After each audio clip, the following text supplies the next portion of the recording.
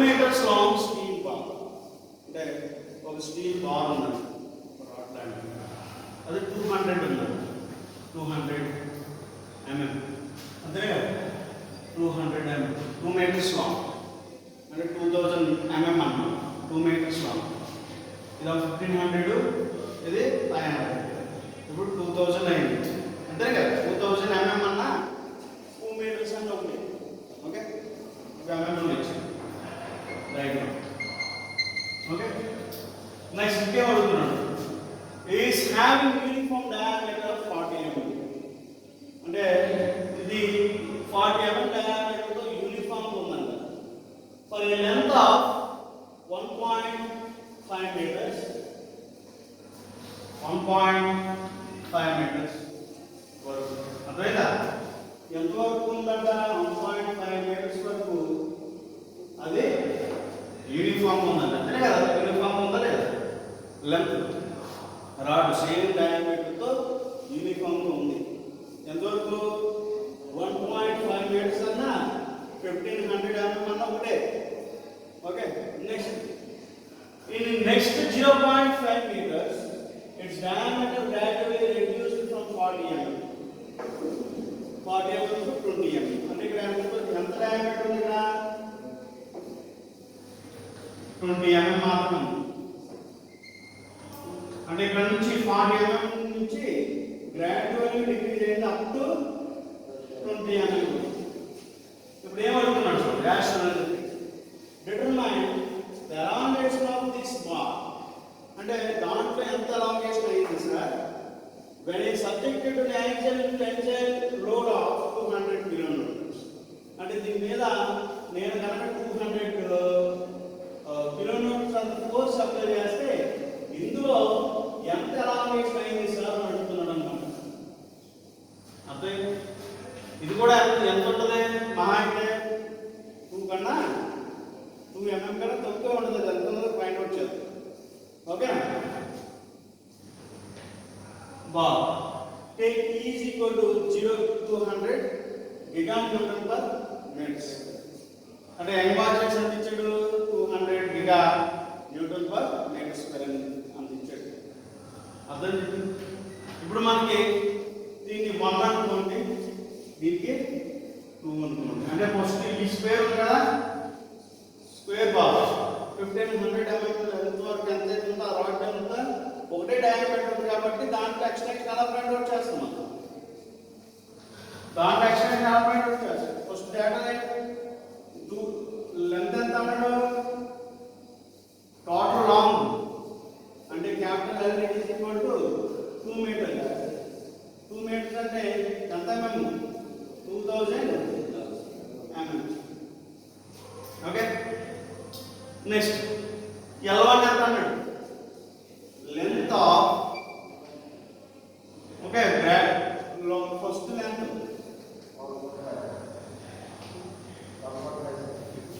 Length of rectangular bar ఎంత అన్నాడు? 1.5 meters అన్నాడు. meters it is equal to 1500 mm. Okay, next length of tapered bar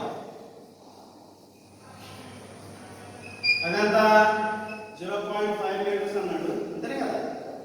అంటే meaning ఏంటి? 500 mm.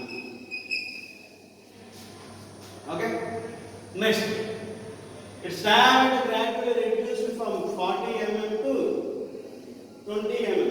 అంటే ఇక్కడ ఉన్న దీని యొక్క డయామీటర్ ఎంత అంటే ఏదైతే రెక్టాంగులర్ బార్ ఉందో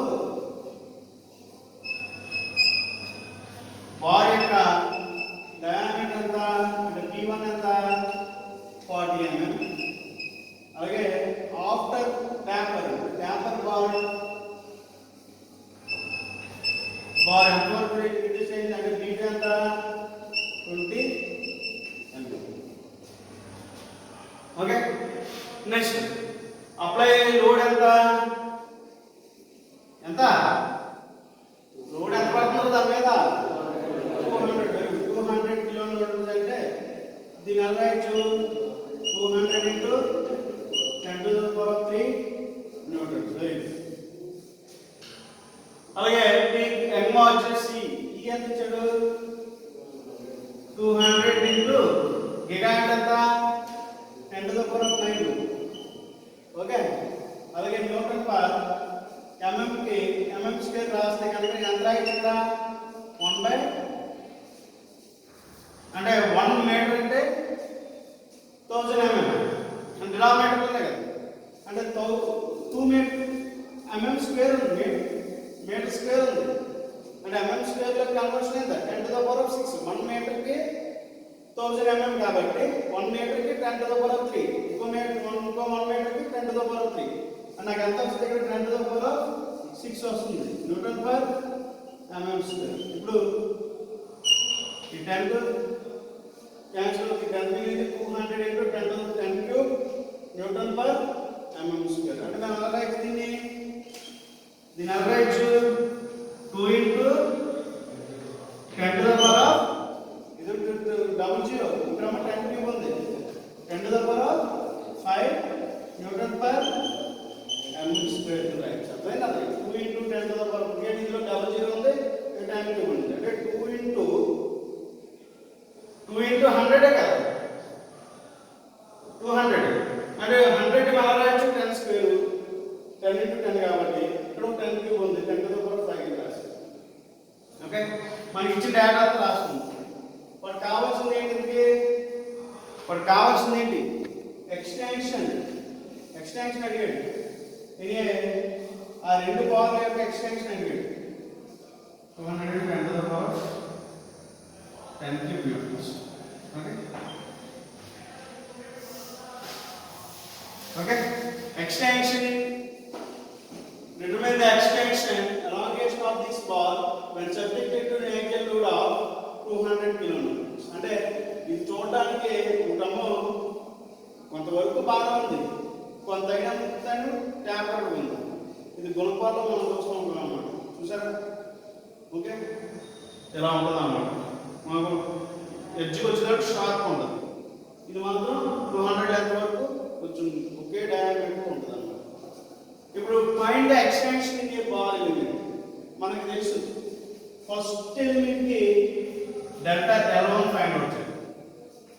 finding the change in length in a first element, elongation in a first element, delta L is equal to మనకి rectangular section కి ఎలా ఫైండ్ అవుట్ చేస్తాం? PR the value PR by A అంటే P ఎంత 200 into 10 to the power of 3, length ఎంత 1500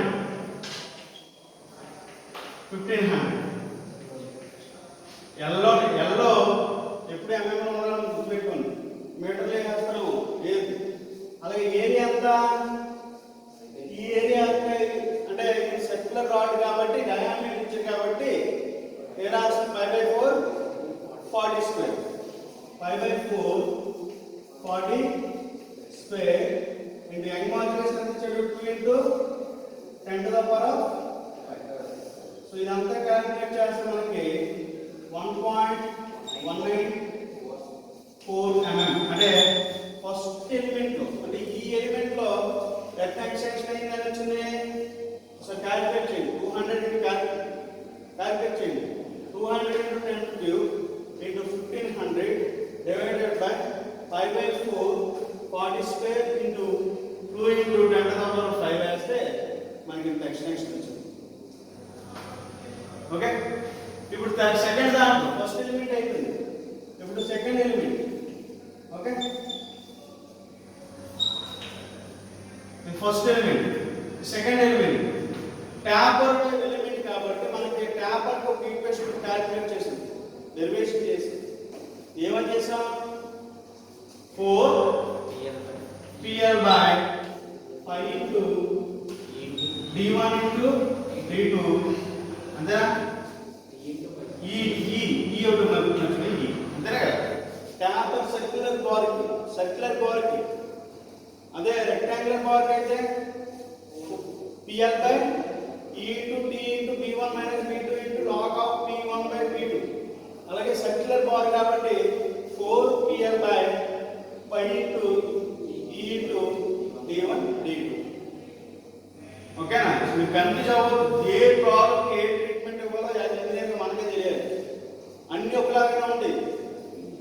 circular bar మనకి ఎలా అవుతుంది, డయామీటర్ చేంజ్ అయింది అన్నది కాదు.